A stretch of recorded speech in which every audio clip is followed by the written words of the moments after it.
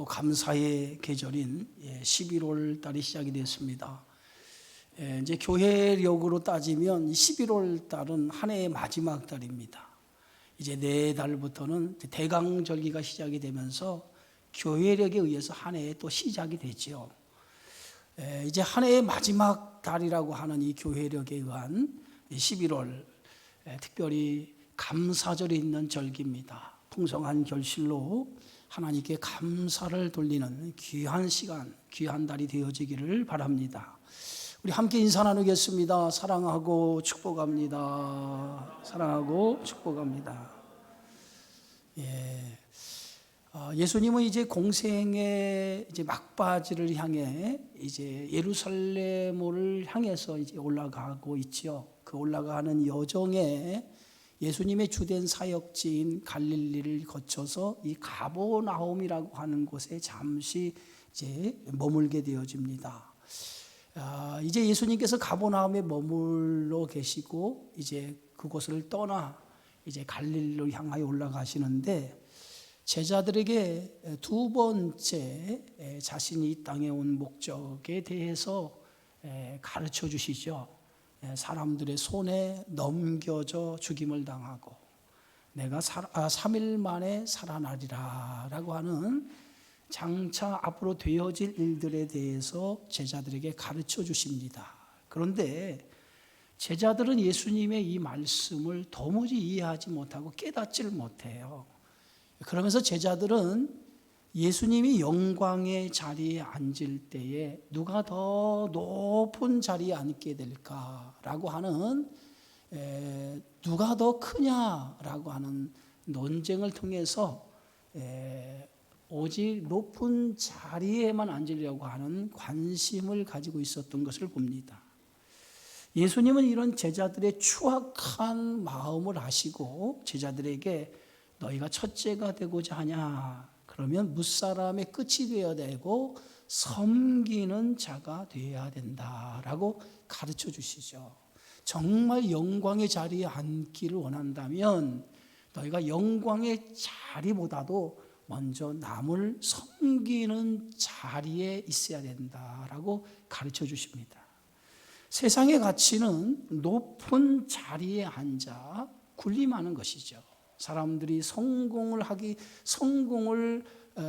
목표로 살아가는 이유가 남보다 더 높은 자리, 더 좋은 자리에 앉기 위해서 성공이라고 하는 목표를 두고 달려가는 줄 압니다. 그러나 하나님의 나라의 가치는 높은 자리에 군림하는 것이 아니라 아주 작은 보잘것없는 어린 아이와 같은 이러한 사람을 섬기는 자가 될 때에 거기에 하나님의 나라의 가치가 있다라고 하는 것이죠.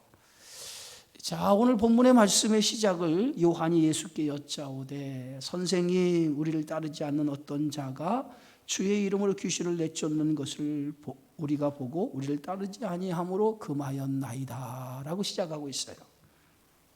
예수님의 제자 중 하나인 요한이 예수님께 보고를 합니다. 그 보고의 내용이 어떤 내용이냐면 어떤 사람이 주의 이름으로 귀신을 내쫓았다는 거예요. 그런데 우리를 따르지 않기 때문에 그것을 금했다라고 하는 것입니다. 요한의 이 발언 중에 우리라고 하는 단어가 3번 연거푸 등장을 하죠. 요한이 말한 이 우리라고 하는 이 단어는 12제자를 가리킵니다. 우리 외에 남은 다른 제자들을 오늘 요한이 말하는 거예요. 예수님을 따르는 이들 가운데는 12제자만이 아니었어요. 많은 이들이 예수님을 따랐고 그 무리 중에 일부가 주님의 이름으로 귀신을 내쫓는 일을 행하였던 것이에요. 그런데 제자들의 의식 속에는 우리라는 강한 의식이 있었고 다른 제자들이 행한 것에 대해서는 그들 마음속에 시기하는 마음이 자리 잡고 있었다는 거예요. 그래서 다른 제자들이 12제자가 아닌 다른 제자들이 귀신을 쫓아내는 일을 행한 것을 보고 금하였다는 거죠. 그것은 그들의 마음속에 우리가 해야 될 일을 저들이 하고 있다라고 하는 그러한 잘못된 시기심에서 금한 거예요. 오늘 9장 14절에 예수님이 산 위에 올라가시고 산 아래 제자들이 있는 가운데 한 아버지가 말 못하게 하는 귀신 들린 아이를 데리고 왔죠. 그래서 예수님이 계시지 않으니까 제자들에게 이 귀신 들린 아이를 고쳐달라고 요청을 합니다. 그때 제자들이 그 귀신 들린 아이를 고치려고 무던히도 애를 써요. 그런데 그 귀신을 고치지 못하고 그 일 때문에 서기관과 서로 심한 논쟁을 벌이고 있었어요. 그때 예수님께서 산 위에서 산 아래로 내려와서 제자들과 서기관들이 논쟁하는 그 장면을 목격하게 되어지죠.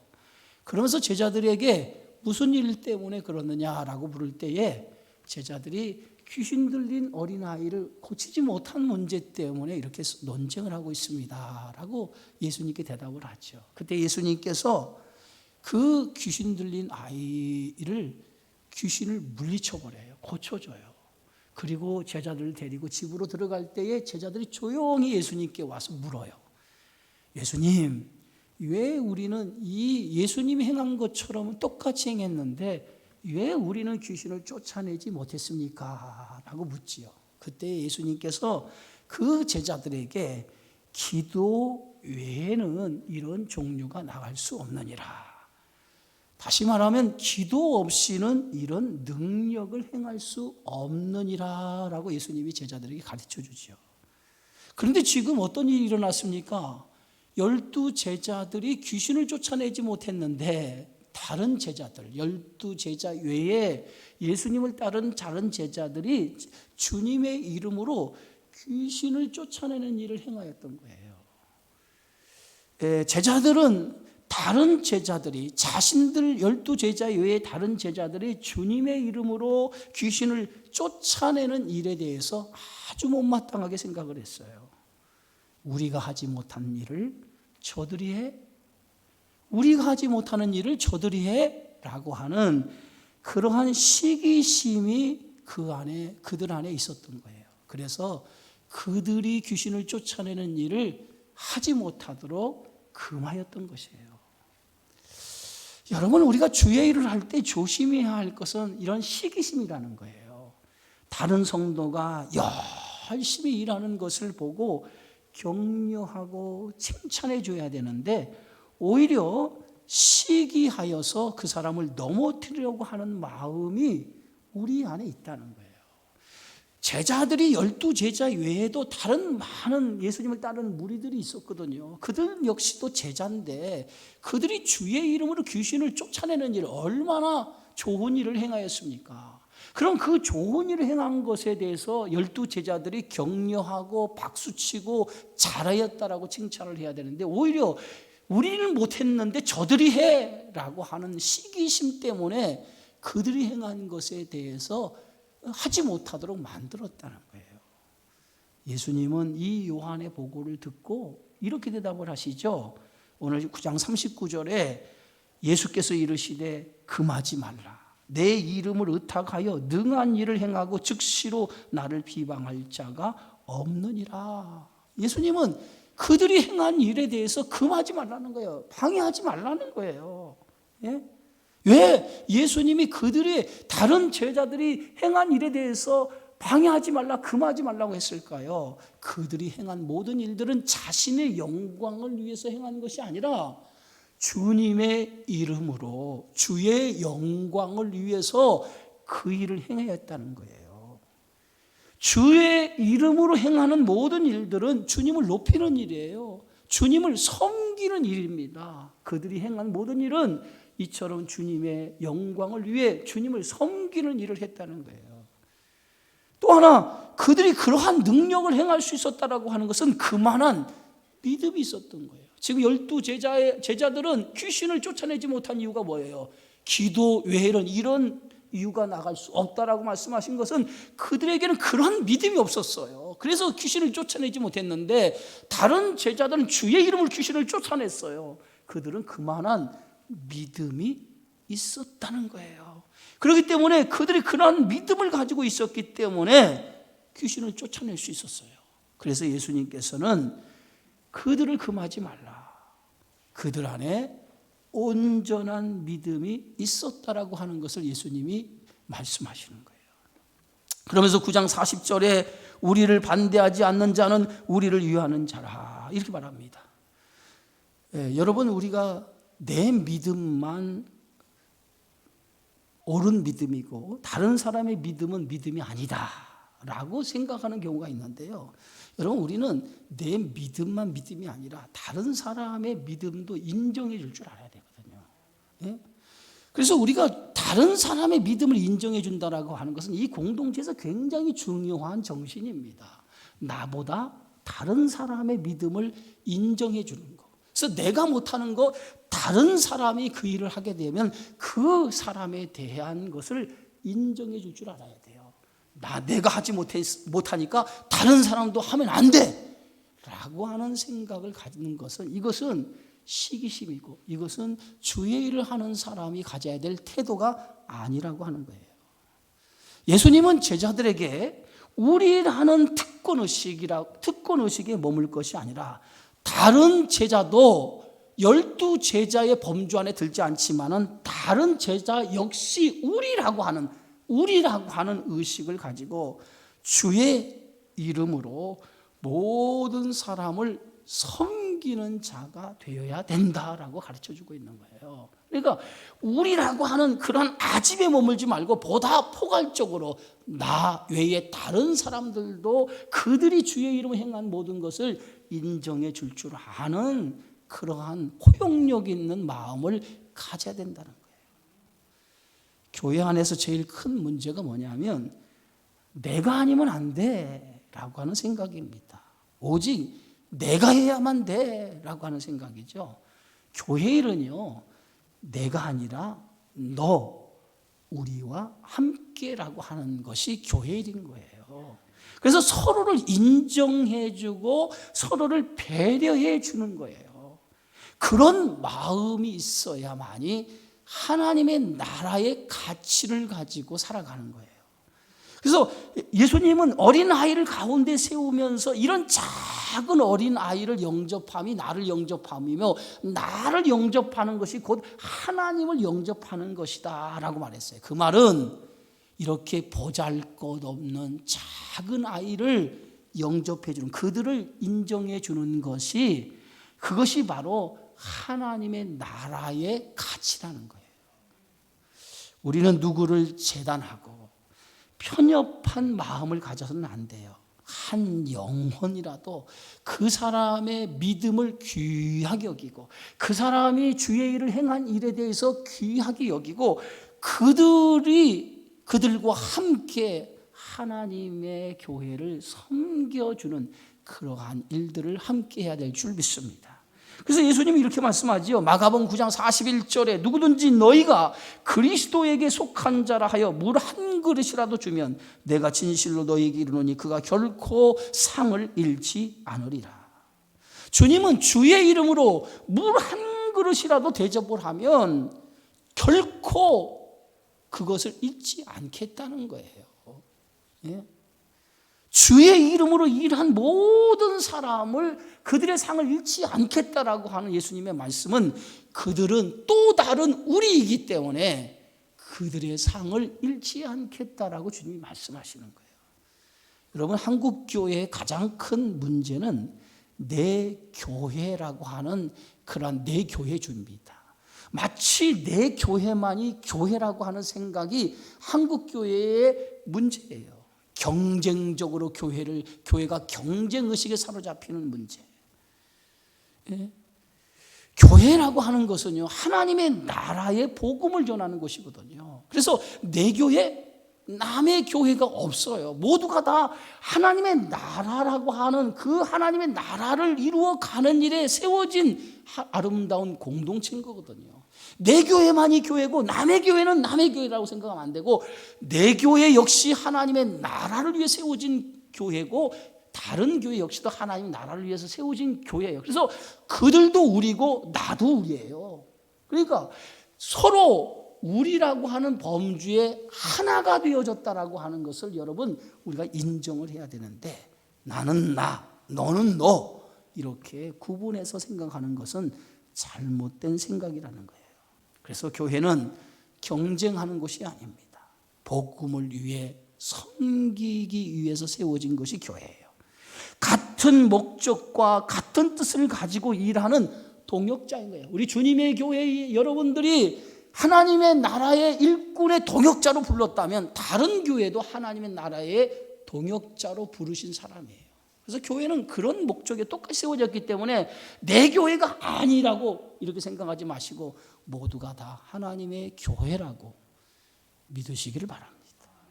그래서 모든 교회가 복음의 사역을 잘 감당하도록 서로 기도해야 돼요. 예? 그래서 로마서 12장 3절에 보면 이와 같이 우리 많은 사람이 그리스도 안에서 한 몸이 되어 서로 지체가 되었느니라. 예? 우리는 서로 한 몸인 거예요. 예? 다른 교회에 다니는 성도도 그리스도의 몸이고 여러분도 그리스도의 몸이에요. 서로가 다 그리스도의 몸에 우리는 어떤 사람이에요? 그 몸의 지체, 일부가 되는 거예요. 그래서 지체가 서로를 돌봐야 되거든요. 예? 한 지체가 고통을 받으면 모든 지체가 고통을 받아요. 한국 교회에 어떤 문제가 생기면 그 교회에 대한 문제가 그 교회만의 문제가 아니라 우리의 문제가 되는 거예요. 그러니까 한 지체가 고통을 받으면 함께 고통을 받고 한 지체가 영광을 받으면 우리도 영광을 받는 거예요. 그래서 우리는 그리스도의 몸의 지체로서 하나라고 하는 의식을 가져야 될 줄 믿습니다. 그래서 특별히 교회는 이렇게 작은 자들을, 연약한 자들을 실족시켜서는 안 된다는 거예요. 고린도 교회 안에는 어떤 사람은 모든 것을 먹을, 어떤 음식이든 먹을 만한 믿음이 있는 사람이 있었고요. 예, 채소만 먹는, 고기를 먹지 않고 채소만 먹는 연약한 믿음을 가진 사람들이 있었어요. 그런데 오늘 믿음이 있는 사람들은 그 연약한 믿음을 가진 사람을 돌볼 책임이 있다는 거예요. 그래서 스스로 음식을 다 먹을 수 있는 권한이 있지만 그걸 내려놓고 이 약한 자를 위해서 채소만 먹으라. 이것이 바울의 권면 아닙니까? 하나가 되도록 작은 자를, 믿음 없는 자를 실족시키지 말라는 거예요. 여러분, 우리의 행동이 믿음 없는 자, 연약한 자를 실족시키면 안 됩니다. 그것은 영혼을 파괴시킬 뿐 아니라 주의 몸을 훼손시키는 죄를 짓는 일입니다. 주님은 이러한 죄를 단호하게 경고를 하죠. 그래서 오늘 9장 42절에 이렇게 말합니다. 또 누구든지 나를 믿는 이 작은 자들 중 하나라도 실족하게 하면 차라리 연자 맷돌이 그 목에 매어 바다에 던져지는 것이 나으니라 라고 말하고 있어요. 여러분, 성도는 거룩한 하나님의 백성이에요. 주님을 모시고 살아가는 성령의 전입니다. 그래서 성령의 전이기 때문에 우리는 죄와 함께 거할 수 없다는 거예요. 그래서 죄의 어떤 모양이라도 가져서는 안 된다는 거예요. 그래서 오늘 말씀해 보면 작은 자 하나라도 실족해 하는 게 죄라는 거예요. 그래서 오늘 말씀해 보면 예수님은 죄에 대해서 4가지로 얘기하고 있어요. 오늘 성경 말씀에 보면 마가복음 9장 43절 47절까지 이렇게 말합니다. 만일 내 손이 너를 범죄하게 하거든 찍어버려라. 장애인으로 영생에 들어가는 것이 두 손을 가지고 지옥 곧 꺼지지 않는 불에 들어가는 것보다 나으리라. 만일 내 발이 범죄하게 하거든 찍어버리라. 다리 저는 자로 영생에 들어가는 것이 두 발을 가지고 지옥에 던져지는 것보다 나으니라. 만일 내 눈이 범죄하게 하거든 빼버리라. 한 눈으로 하나님 나라에 들어가는 것이 두 눈을 가지고 지옥에 던져지는 것보다 나으니라. 얼마나 무시무시한 말씀입니까? 작은 자를 실족하지 말라. 손이 죄를 범하지 말라. 발이 죄를 범하지 말라. 눈이 죄를 범하지 말라. 이 4가지 죄를 예수님이 얘기하고 있는 거예요. 4번이나 동일하게 예수님이 반복되는 이 말씀의 헬라어를 보면 스칸달리조라고 하는 단어를 사용하고 있는데 실족하게 하지 마라. 범죄케 하지 말라. 예수님은 계속해서 실족하게 하고 범죄하지 말라는 거예요. 예? 사람의 신체 중에 제일 민감한 감각기관이 어디입니까? 손과 발과 눈이에요. 예? 그런데 예수님은 제 신체 중에 가장 민감한 감각기관인 손과 발과 눈을 통해서 사람의 범죄와 연결을 시키고 있어요. 예? 이것은 범죄, 죄를 짓는 것이 외부에 있지 아니하고 자기 자신에게 있다는 거예요. 유대인들은요, 손과 발은 무지한 피를 흘리는 도구로 생각을 했어요. 눈은 교만하고 탐욕의 상징으로 생각을 했습니다. 예수님은 손과 발이 범죄하면 찍어버리라는 거예요. 얼마나 무시합니까? 눈이 범죄하면 빼어버리라는 거예요. 빼버리라는 거예요. 단호하게 예수님 말씀하시죠. 왜? 손과 발이 범죄하면 찍어버리고 눈이 범죄하면 빼버리라. 왜 그랬습니까? 장애인으로 영생에 들어가는 것이 두 손을 가지고 지옥에 가는 것보다 나으며 다리 저는 자로 영생에 들어가는 것이 두 발을 가지고 지옥에 던져진 것보다 낫고 한 눈으로 하나님의 나라에 들어가는 것이 두 눈을 가지고 지옥에 던져지는 것보다 낫다는 거예요. 예? 중요한 것은 지옥에 떨어지는 것보다도 영생에 들어가는 것이 더 중요하다는 거예요. 비록 한 눈을 가지고도 한 팔을 가지고 한 발을 가지고도 영생에 들어가는 것이 더 중요하지 지옥에 떨어지는 것보다도 영생에 들어가는 것이 더 중요하다는 거예요. 이 말은 죄의 뿌리를 근본적으로 제거하라는 거예요. 죄의 뿌리의 근원을 제거하지 않고는 영생을 얻을 수 없다는 거예요. 죄의 근원을 제거해야만이 영생을 얻을 수 있다는 거예요. 그러나 한 가지 오늘 42절에 보면 또 누구든지 나를 믿는 이 작은 자들 중 하나라도 실족하게 하면 작은 자를 실족하게 하면 차라리 연자 맷돌이 금옥에 매여 바다에 던져지는 것이 나으리라. 여러분 손과 발, 눈이 범죄하면 찍어버리고 빼버리라고. 예? 이것이 지옥에 가는 것보다 영생에 들어가는 것이 더 중요하다고 얘기했죠. 그런데 작은 자를 실족하게 하는 것은 답이 없어요. 성경의 말씀 보면 작은 자들 중 하나라도 실족하게 하면 차라리 연자, 맷돌이 금옥에 매여 바다에 던져지는 것이 나으리라. 그들에게는 영생에 들어갈 기회조차 없다는 거예요.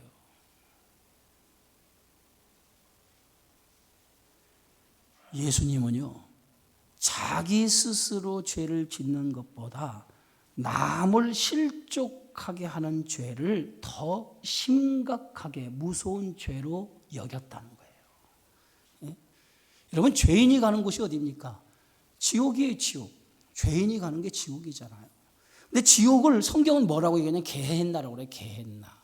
게헨나라고 하는 뜻은 흰 놈의 골짜기라고 하는 뜻을 가지고 있는데 이 지옥은 어떤 곳이냐면 성경은 지옥을 상징할 때 불로 상징해요. 그런데 오늘 성경의 말씀에 예수님의 지옥을 두 가지로 표현을 했어요. 자, 오늘 말씀에 48절에 보면 거기는 구더기도 죽지 않고 불도 꺼지지 아니하느니라. 또 하나는 49절에 보면 사람마다 불로써 소금치듯함을 받으리라 그랬어요. 지옥이 어떤 곳이에요? 구더기가 죽지 않는 곳이라는 거예요. 불도 꺼지지 않는 거예요. 이 얘기는 뭐냐면 여러분 구더기 아시죠? 구더기는 굉장히 연한 피부를 가지고 있어요. 그런데 그 구더기가 불 속에 들어가는 거예요. 그럼 구더기가 불에 들어가면 구더기가 살이 타겠습니까? 안 타겠습니까? 살이 막 타잖아요. 그러면 살이 타는 고통, 얼마나 그 고통이 크겠어요. 네? 여러분이 주부들이 주방에 일하다가 불만 살짝 띄어도 이 화기 때문에 얼마나 괴롭습니까? 얼마나 고통스러워요. 그런데 구더기가 불 속에 들어가서 그 연한 살이 불로서 태워지는 거예요. 그런데 불로서 태워질 때 그 고통이 얼마나 크겠습니까? 그런데 고통이 어마어마한데도 죽질 않는 거예요. 죽어야 고통이 끄잖아요. 죽어야 고통이 끄다는 얘기예요. 여러분 병에 걸려서 암 환자가 그 고통 속에 있을 때에 그 암 환자들이 그 고통을 견디지 못하고 이렇게 얘기해요. 차라리 죽는 것이 낫다. 빨리 죽었으면 좋겠다 이런 얘기예요. 그런데 보세요. 죽지도 않는다. 그 고통은 계속 되는데 죽지 않는다고 생각해 보세요. 얼마나 그 고통이 크겠어요. 그런데 지옥이 바로 그런 곳이라는 거예요. 죽을 수 없는 곳. 고통은 계속 몰려오는데 죽을 수 없는 곳. 그게 지옥이라는 거예요. 그런데 그 지옥은 어떤 곳에 또 사람마다 불로 소금치듯 함을 받으라. 그 불 속에 있는데 소금을 던지면, 불에다 소금을 던지면 어떻겠습니까? 소금이 톡톡톡 튈 거 아니에요. 그럼 불꽃이 더 팍팍팍 일어나면 그런 곳이 고통을 더한 곳이 지옥이라는 거예요. 예수님은 이런 지옥에 들어가지 않기 위해서 차라리 눈이 범죄하면 눈을 빼버리라, 손이 범죄하면 손을 잘라버리라, 발이 범죄하면 발을 찍어버리라. 지옥에 들어가는 것보다 낫다는 거예요. 그게 지옥에 들어가지 않기 위해서는 어떻게 해야 됩니까? 어떠한 희생을 치르더라도 죄를 짓지 않고 죄를 끊어내라는 거예요. 죄를 끊어내버리라는 거예요. 그래서 예수님께서 죄를 끊어버리는 것, 그것만이 우리가 영생에 들어갈 수 있는 길이라고 예수님이 말씀합니다. 그러면서 예수님께서 이제 제자들에게 오늘 이 말씀의 결론처럼 제자들에게 하고 싶은 말이 오늘 마지막 절에 있어요. 오늘 50절이 제자들에게 하고 싶은 예수님의 말씀이에요. 자, 우리 다 같이 한번 읽어봅시다. 소금은 좋은 것이로되 만일 소금이 그 맛을 잃으면 무엇으로 이를 짜게 하리요? 너희 속에 소금을 두고 서로 화목하라 하시니라. 여러분, 지금 제자들에게 왜 이 말씀을 했냐면, 지금 예수님이 이제 자신이 얼마 안 있으면 사람들에 의해 넘겨져 죽임을 당할 거라는 거예요. 고난에 대한, 순환에 대한 예고를 했습니다만 제자들은 거기에 관심이 없어요. 제자들의 모든 관심은 예수님이 영광의 자리에 앉을 때에 어떤 자리에 앉을까, 거기에 관심을 가지고 서로 농공행상을 벌인 거예요, 길에서. 그래서 누가 크냐, 내가 더 예수님 앞에 내가 더 좋은 일을 많이 했어, 내가 더 예수님 앞에 더 많은 일을 했어 라고 서로 자신들의 업적을 자랑하고 누가 더 크냐라고 하는 키재기를 했단 말이에요. 그런 제자들에게 예수님이 오늘 이 말씀을 하시는 거예요. 소금은 좋은 것이로되 소금이 그 맛을 잃으면 무엇으로 이를 짜게 하리요? 너희 속에 소금을 두고 서로 화목하라. 예수님은 제자들에게 제자의 사명이 어디에 있느냐? 제자의 사명은 소금의 역할이라는 거예요. 소금의 역할. 소금처럼 화목을 이루는 일이 제자들에게 주어진 사명이라는 거예요. 누가 크냐 높은 자리에 앉는 데 관심 있는 게 아니라 세상에서 화목을 이루는, 소금과 같이 화목을 이루는 역할이 제자들에게 주어진 역할이라는 거예요. 산상수훈에도 예수님이 제자들에게 마태복음 5장 13절 이렇게 말합니다. 너희는 소금이니 소금이 만일 그 맛을 잃으면 무엇으로 짜게 하려? 후에는 아무 쓸데없어 다만 밖에 버려져 사람들에게 밟힐 뿐이라. 여러분, 소금의 역할이 뭐죠? 소금의 역할은 부패를 방지하고요, 맛을 내는 역할이 소금의 역할인 거예요. 소금이 맛을 내기 위해서 제일 먼저 하는 일이 뭔지 아십니까? 소금이 맛을 내기 위해서 해야 될 역할이 뭐냐면, 먼저 소금이 녹아져야 돼. 녹아져. 소금이 녹지 않으면 맛을 낼 수가 없어요. 그래서 소금은 자기 희생을 통해서 맛을 내는 거예요. 자기 희생이 없이는 소금의 맛이 나질 않아요. 그래서 예수님이 뭐냐? 너희 속에 소금을 두고 화목하라. 소금을 두고 화목하라.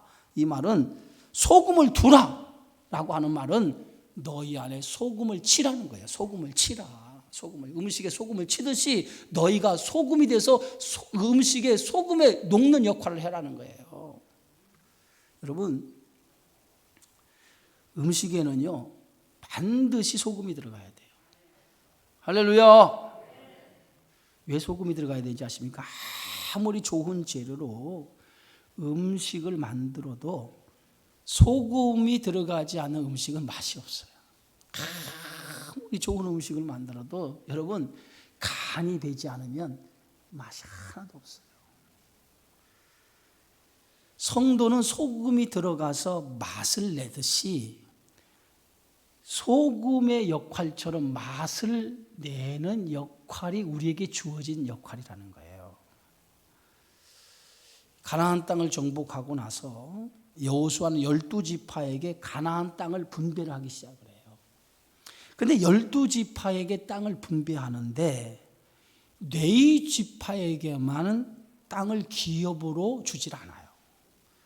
그리고 네 지파는 12지파가 받은 땅 중에 일부, 지극히 작은, 자기들의 집을 짓고 자기들의 음식을 먹을 수 있는, 채소를 기를 수 있는 목초지만 일부를 허락해 줘요.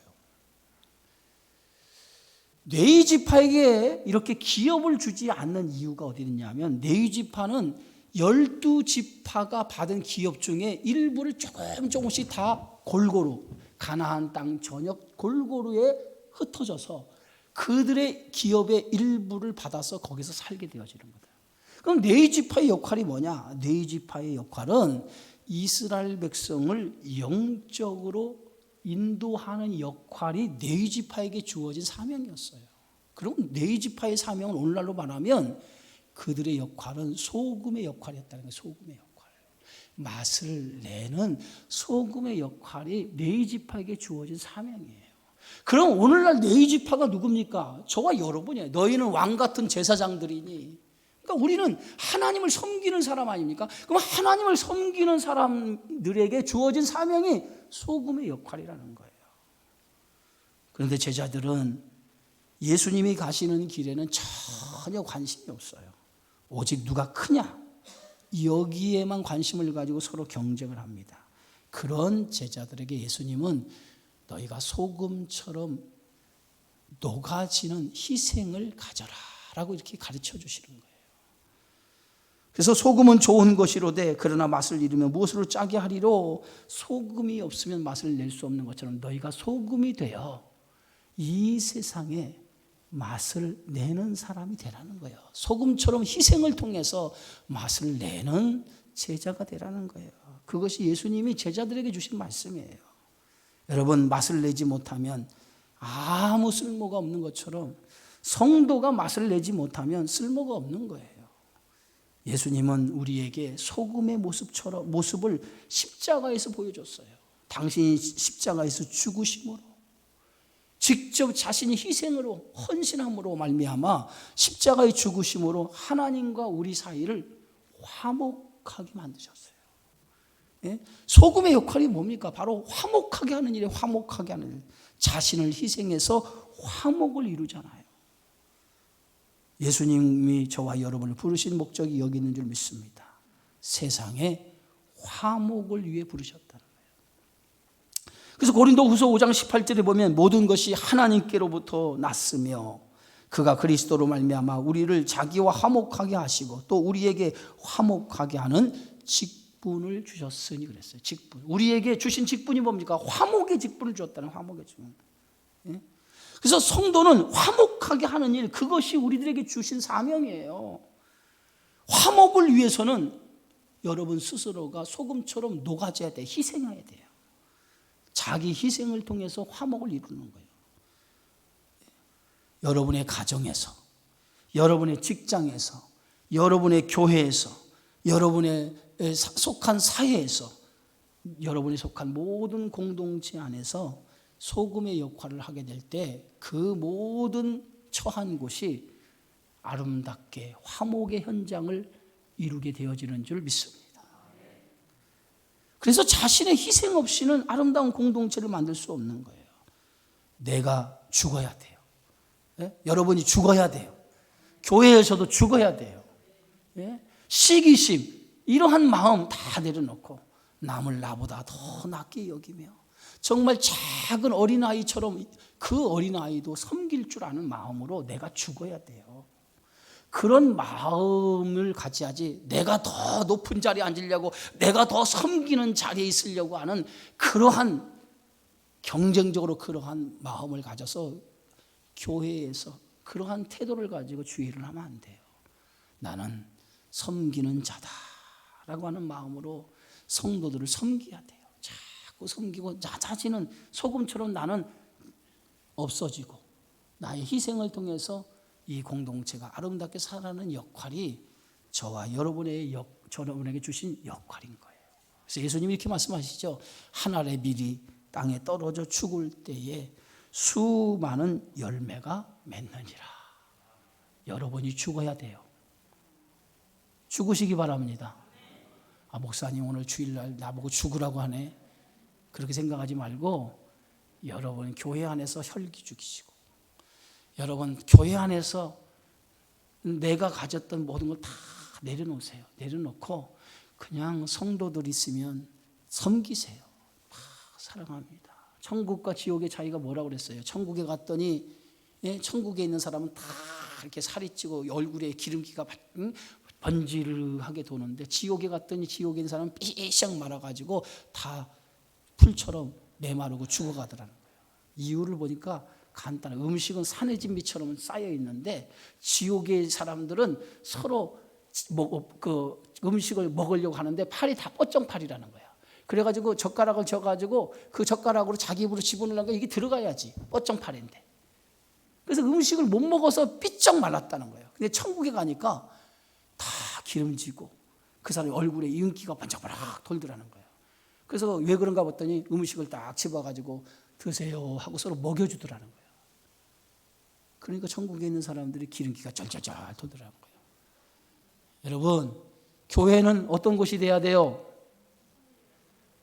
교회는 어떤 곳이 돼야 됩니까? 지옥이어야 돼요? 아니면 천국이어야 돼요? 천국이 돼야 되죠. 그러기 위해서는 뭐 해야 돼요? 내가 희생해야 돼요. 소금처럼 내가 녹아져야 돼요. 할렐루야. 그래서 예수님께서 주신 말씀처럼 우리가 교회 안에서 시기심과 경쟁심을 다 내버리고 그리스도의 몸으로 부름받은 그리스도의 지체라고 하는 것을 명심하고, 우리가 서로 화목의 직분을 받은 사람처럼 작은 자 하나도 실망시키는 일이 없이 그들을 실족시키지 않고 섬기는 자로서의 삶을 살아가시기 바랍니다. 내가 작은 사람을 실족하면 그 책임이 누구에게 있어요? 차라리 연자 맥도를 메고 바다에 던져지는 것이 낫다고 그랬어요. 그러니까 그 어느 사람 하나도 실족시키지 않기를 바랍니다. 모든 성도가 섬기는 자의 자세로 믿음으로 살아가는 저와 여러분 되어지기를 주님의 이름으로 축원합니다. 기도하겠습니다. 주의 은혜 고맙습니다. 오늘도 예수님이 주신 이 말씀을 가슴에 새겨 너희는 세상에